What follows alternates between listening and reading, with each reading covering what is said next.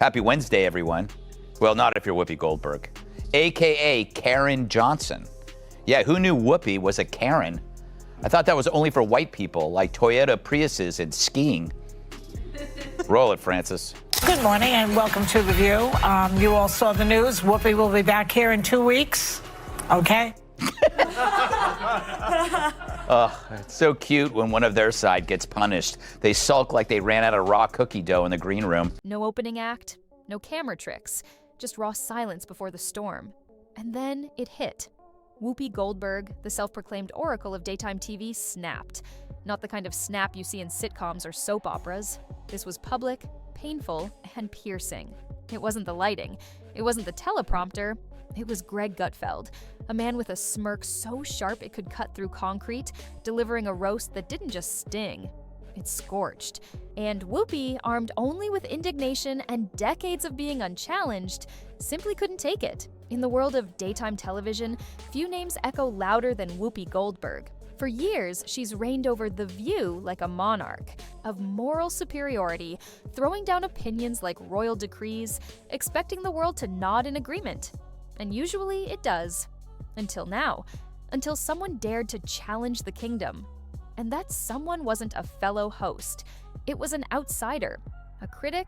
A fire starter? Greg Gutfeld? But what sent Whoopi into full meltdown mode wasn't just his snark.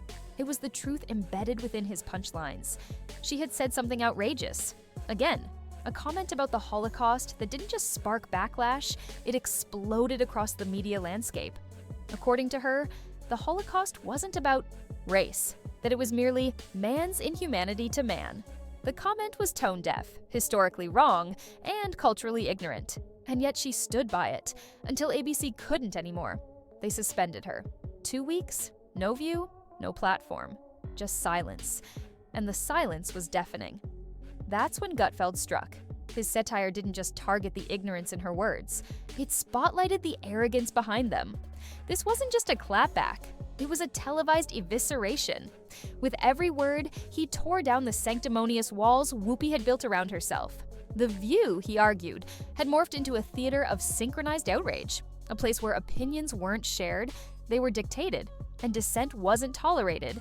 It was annihilated. The panel that once advertised itself as a melting pot of perspectives had become a parody of progressiveness.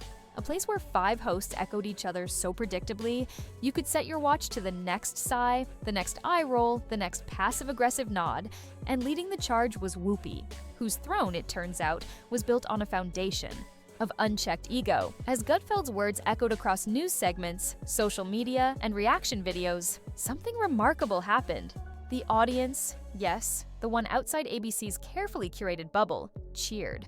Not because they hated Whoopi, but because for once, someone said what they were thinking, that the emperor had no clothes, that the queen of moral outrage was, in fact, just another performer.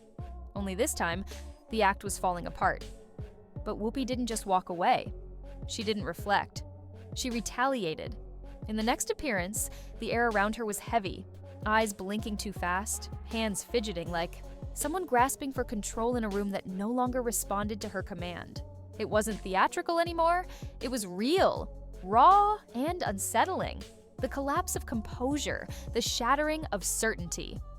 Her co-host leaned in with concern painted across their faces. Joy Behar looked like she'd seen a ghost. Sunny Hostin tightened her jaw, but none dared speak the truth. Because the unspoken rule of The View is simple. Support the hive, protect the narrative, shield the queen. Gutfeld, meanwhile, had already moved on. No gloating, no tweets, just another show, another segment, another smirk. Because unlike The View, his power didn't come from performance. It came from precision. He didn't need emotional tantrums to prove a point.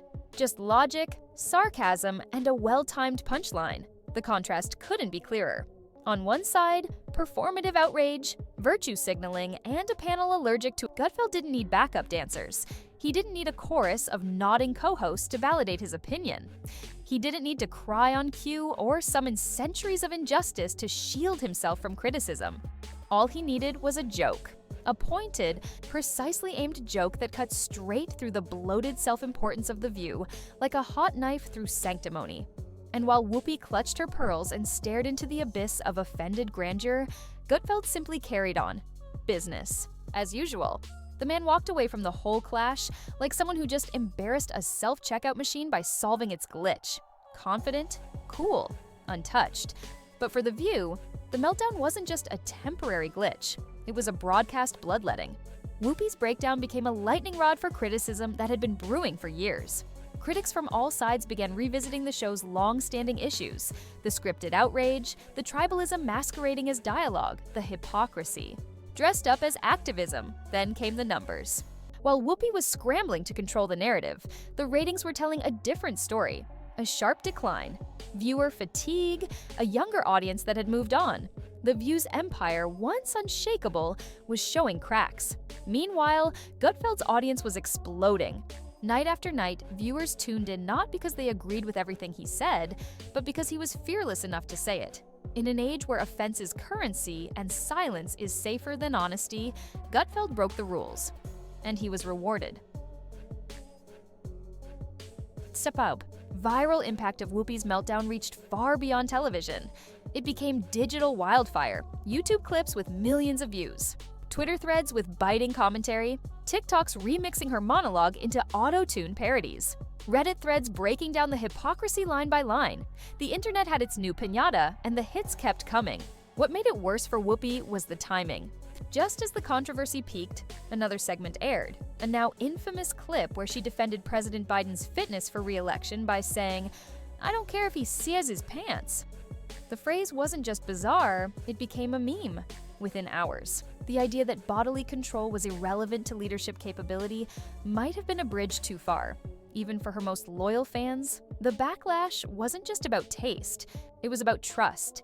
If The View was willing to twist logic and reality this far just to maintain its ideological leanings, what else were they spinning? The audience wasn't just disappointed, they felt insulted.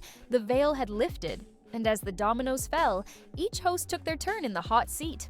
Joy Behar, who once positioned herself as the comedic relief, now looked more like the grumpy neighbor yelling at kids to stay off her ideological lawn.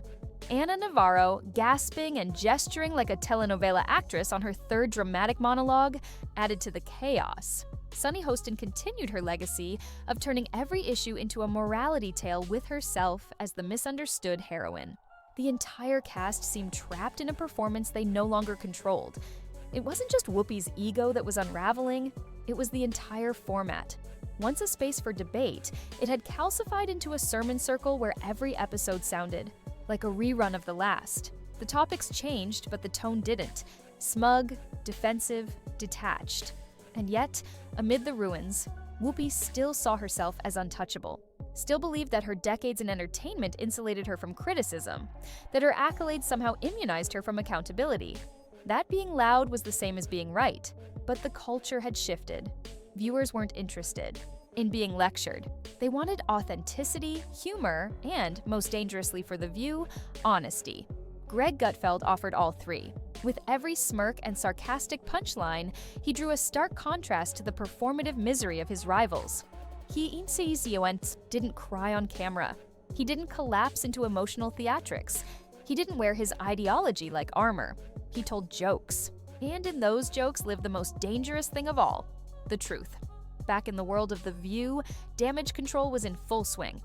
The team spun Whoopi's outburst as emotional depth, her suspension as unfair censorship, her critics as misogynists, or worse. But it was too late. The clip had gone viral.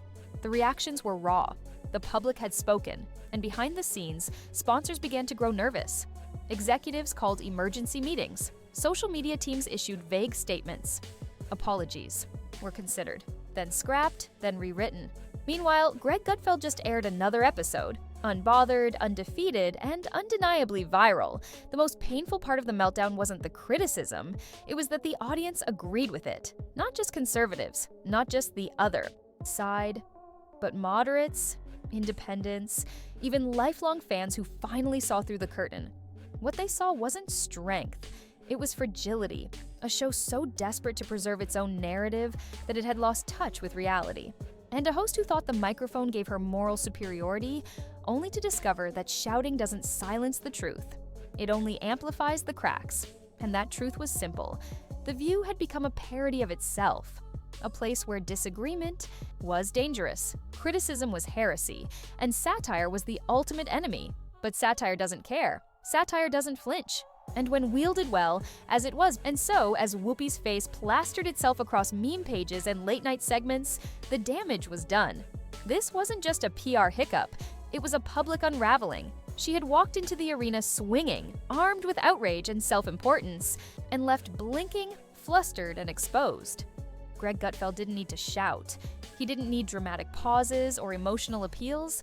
He did what so few in mainstream media dare to do anymore. He joked with clarity. He told the truth, not wrapped in outrage or ideology, but in sarcasm so sharp it made even the most loyal View watchers flinch. And that's the real story here, not just Whoopi's breakdown or the viral clips or the endless social media dogpiling. But what it revealed, that people are tired of being yelled at by millionaires pretending to be victims, that audiences are craving clarity over clamor, truth over tantrums, that one well-placed joke, simple, honest, piercing, can bring an entire illusion crashing down. So maybe The View will continue. Maybe Whoopi will return with a fresh monologue, more outrage, and the same smug certainty. But what Gutfeld proved is that satire still has power. And sometimes it doesn't just make us laugh, it makes us see clearly. If you think it's time for less noise and more truth in media, hit that like button, drop your thoughts in the comments, and subscribe for more takedowns that cut through the spin. Let's keep the conversation going, because someone has to say what everyone's thinking.